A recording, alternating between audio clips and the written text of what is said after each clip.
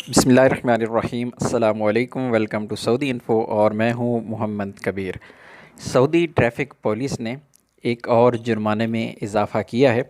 मुख्तलिफ़ किस्म की ख़िलाफ़ वर्जियों में एक और ख़िलाफ़ वर्जी ये शुमार की गई है कि अगर कोई बंदा गाड़ी स्टार्ट हालत में छोड़कर कहीं बकाला पर जाता है, मार्केट में जाता है या गाड़ी अकेली स्टार्ट हालत में छोड़ता है, तो ऐसी सूरत में उस पर जुर्माना होगा। कितना जुर्माना होगा, कौन कौन सी वजूहात हैं, हम डिस्कस करेंगे।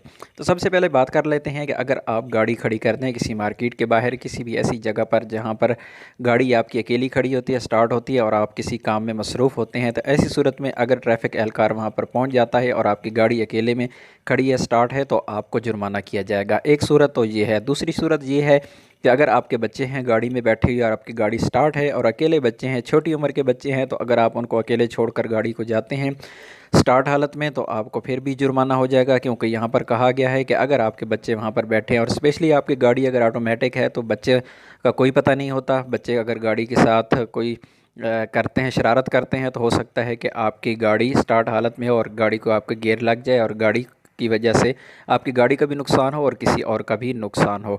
तो ऐसी सूरत में अगर आपकी गाड़ी पकड़ी जाती है तो आपको 100 रियाल से 150 रियाल तक जुर्माना होगा। ये कहना है सऊदी ट्रैफ़िक पुलिस का और उन्होंने अपने ट्विटर अकाउंट पर इस पोस्ट को शेयर किया है। तो उम्मीद है आज की वीडियो आपको अच्छी लगी होगी। वीडियो अच्छी लगी तो वीडियो को लाइक कीजिएगा।